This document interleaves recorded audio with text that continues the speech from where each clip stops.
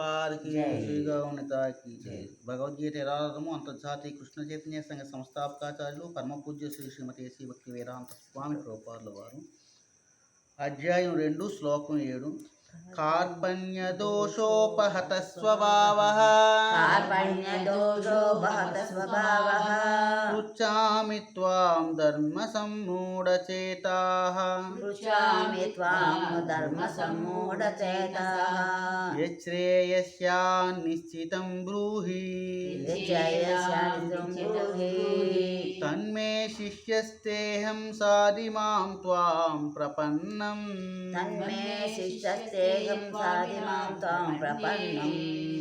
లోభమును దోషము చేత నేనెప్పుడు నా స్వధర్మ విషయమున మోహమును చెంది శాంతిని కోల్పోయింది. అంటే ఇక్కడ లోభము అనేటువంటి దోషంగా చెప్తున్నారు. లోభము అంటే సహజంగా పిసినారితనం, కానీ ఇంకొంచెం మనం లోతుగా వెళ్ళినట్టయితే పిసినారితనం అంటే ఏమిటంటే తన దగ్గర ధనం ఉంటుంది కానీ అతను ఖర్చు పెట్టడు. దేనికి ఖర్చు పెట్టడు? దేనికి ఖర్చు పెట్టడు అంటే యాక్చువల్గా అతనికి అనారోగ్యం వచ్చింది, ఆరోగ్యాన్ని బాగు చేసుకోవడానికి కూడా ఖర్చు పెట్టు. తనకు సొంతంగా చాలా అత్యవసరమైన పరిస్థితి వచ్చింది, దానికి కూడా ఖర్చు పెట్టాడు అనమాట. కాబట్టి లోభం అంటే సహజంగా మనం అర్థం దీన్ని కార్పణ్య దోషం అంటారు అన్నమాట. వినియోగించడం తెలియని వారి యొక్క పరిస్థితిని కార్పణ్య దోషం అంటారు. అంటే ఇక్కడ చూడండి, మనకు భగవానుడు ఇక్కడ ఇంద్రియ పటిష్టాన్ని ఇచ్చాడు, శరీరాన్ని ఇచ్చాడు, ఇతరమైనటువంటి అనేకమైనటువంటి వనరులను ఇచ్చాడు. వీటన్నిటిని కూడా దేనికి ఉపయోగించుకోవాలి అంటే భగవంతుడిని తిరిగి పొందడం కోసం, మళ్ళీ అశాశ్వతమైనటువంటి స్థితిలో ఉండకుండా ఉండడం కోసం మనం ప్రయత్నం చేస్తూ ఉండాలి.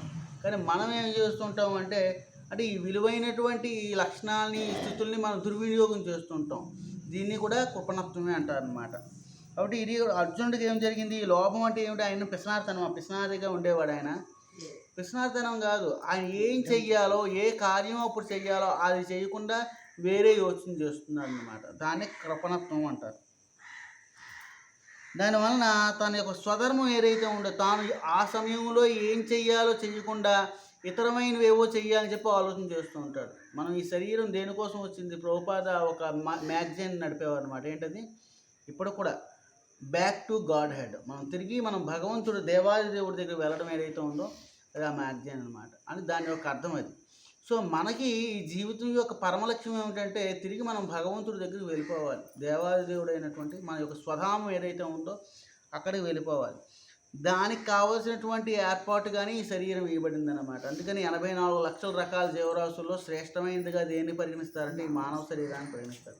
అది స్త్రీ పురుష వర్ణభేదం లేకుండా ఉత్తి మానవ శరీరానికి అది చెప్పబడింది అనమాట. సో నా యొక్క స్వధర్మ విషయమైన మోహమును చెంది శాంతిని కోల్పోయి, నా యొక్క నిజమైన స్వధర్మం ఏమిటి అంటే భగవత్ ఇచ్ఛానుసారంగా, ధర్మము అంటే భగవానునికి ప్రీతి కలిగించేది. ఆ కార్యం ఏదైతే ఉందో అది చెయ్యకుండా ఇతరమైనవి, నా బంధువులు, నేను, నా సుఖము, వీటి కోసం ఆలోచన చేస్తున్నాను అనమాట. అది ఏదైతే ఉందో దాన్నే కృపణ స్వభావం అంటారు. దానివల్ల తన యొక్క నిజమైన ధర్మాన్ని ఆచరించడు. ధర్మాన్ని ఆచరించిన వాడు ఎవడైతే ఉన్నాడో వాడు శాంతిని కోల్పోతూ ఉంటాడు. కాబట్టి ఇక్కడ అర్జునుడు గొప్ప దుఃఖానికి గురయ్యాడు. అతను చెప్తాడనమాట, తన యొక్క ధనుస్సు ఏదైతే ఉందో ధనుస్సు తన చేతిలో ఉండటం లేదు, జారిపోతూ ఉందన్నమాట. ఒళ్ళంతా వేడెక్కిపోతూ ఉంది, మండిపోతున్నట్టుగా ఉంది. సహజంగా మనకు కూడా దుఃఖం ఆవేశించినప్పుడు ఏమవుతుంటుంది? ఈ భావనలు వస్తూ ఉంటాయన్నమాట. దుఃఖం ఎక్కడి వస్తుంది? ఎవరైతే ధర్మాచరణ చేయడో అటువంటి వాడు ఎప్పుడూ దుఃఖానికి గురవుతూ ఉంటాడు. నాకు ఏది మిక్కిలి హితకరమో నిశ్చయముగా తెలుపమని ఇట్టి స్థితిలో నేను నిన్ను అడుగుతున్నాను. నేను ఇప్పుడు నీకు శిష్యుడను మరియు శరణాగతును, దయచేసి నాకు ఉపదేశం కాదు. అప్పుడు ఇటువంటి స్థితి ఎవరైతే ధర్మపాలన చేయటం లేరో, ఎవరైతే శాంతిని కోల్పోతున్నారో, ఎవరైతే దుఃఖానికి గురవుతున్నారో అప్పుడు చేయవలసినటువంటి ప్రధానమైన పని ఏమిటంటే అర్జునుడికి చూపిస్తున్నాడు అన్నమాట. భగవానుడికి శరణాగతి చెయ్యాలి. ఆయన ముఖ్యంగా భగవానుడు ఎవరు అంటే గురువు, జగద్గురువు. ఆయనే గురువు, ఆయనే భగవానుడు, ఆయనే నిర్దేశకుడు, అన్నీ కూడా ఆయనే. కాబట్టి ఇక్కడ మనం ఎవరిని ఆశ్రయించాలంటే గురువుని ఆశ్రయించాలి. ఆ గురువు ఎవరై ఉండాలి అంటే పరంపరలో ఉండేటువంటి గురువుని ఆశ్రయించి నేను ఎటువంటి ధర్మాన్ని ఆచరించాలో అనేటువంటి విషయంలో నిర్దేశాన్ని పొందాలి. దాన్ని మనం ఆచరించాలన్నమాట. అర్జునుడు చేస్తున్నటువంటి పని అదే. అర్జునుడికి దుఃఖం కలిగింది, వెంటనే ఎదురుగుండా శ్రీకృష్ణ భగవానుడు ఉన్నాడు, కృష్ణుడికి శరణాగతి చేశాడు. స్వామి నేను ఇప్పుడు దానికి కారణం కూడా తెలిసింది. అతనికి ఆ శాంతిని కోల్పోవడానికి మూల కారణం కూడా అర్జునుడు తెలుసుకున్నాడు అన్నమాట. మనకు ఉండేటట్టు అవివేకం ఏమిటంటే మనకు శాంతి లేకపోవడానికి ధన సంపత్తులు లేకపోవడం ఇతరమైనవి అనుకుంటూ ఉంటాం. కానీ మన యొక్క స్వధర్మం ఏదైతే ఉందో దాన్ని విడిచిపెట్టడమే మనం శాంతిని కోల్పోవడానికి కారణం మనకు తెలియదు. అర్జునుడు తెలుసుకున్నాడు కాబట్టి ఆ శాంతి మళ్ళీ తిరిగి శాంతిగా ఉండాలి అంటే ఏం చేయాలి? నిర్దేశకుడు భగవానుడిని లేకపోతే గురువుని నిర్దేశాన్ని పొందాలి. నేను ఇప్పుడు నీకు శిష్యుడను మరియు శరణాగతుడును, రెండు విషయాలు మనం ఒకటి తెలుసుకోవాలి. శిష్యుడు అంటే ఏమిటి అంటే గురూపదేశాన్ని యాజ్ ఇట్ ఈజ్గా ఫాలో అయ్యేవాడు, ఎప్పటికీ కూడా అందులోని తర్జన భర్జన లేకుండా.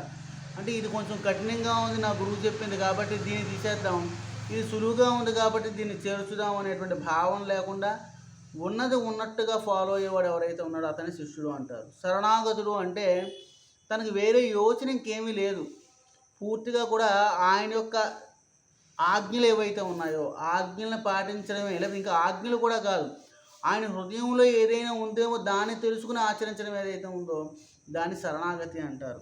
శరణాగతి అంటే మరొక వ్యక్తిని ఆశ్రయించకుండా ఉండేటటువంటి దాన్ని కూడా శరణాగతి అంటారు అన్నమాట. దయచేసి నాకు ఉపదేశం చెయ్యము. కాబట్టి శరణాగతి అనేటువంటిది చాలా ప్రధానమైనది. ఇక్కడ భక్తుడు అనేటువంటి చెప్పబడేటువంటి విషయంలో కూడా శరణాగతి చేసిన వాడినే భక్తుడు అంటారు. అంటే అతనికి వేరే యోచన కానీ వేరే వ్యక్తుల యొక్క అవసరం కానీ ఆయనకు ఉండదు. చూడండి, ఇక్కడ హనుమంతుడు ఎవరు అంటే రామునికి శరణాగతి చేసినవాడు, అర్జునుడు కృష్ణుడికి శరణాగతి చేసినవాడు. సో వీరు ఎవరైతే ఉన్నారో వీరు ఇతరులను ఆశ్రయించరు, ఎప్పుడు కూడా భగవంతుడిని ఆశ్రయించి ఉంటారన్నమాట. హరే కృష్ణ. శ్రీల ప్రభుపాద శ్రీ గౌరవ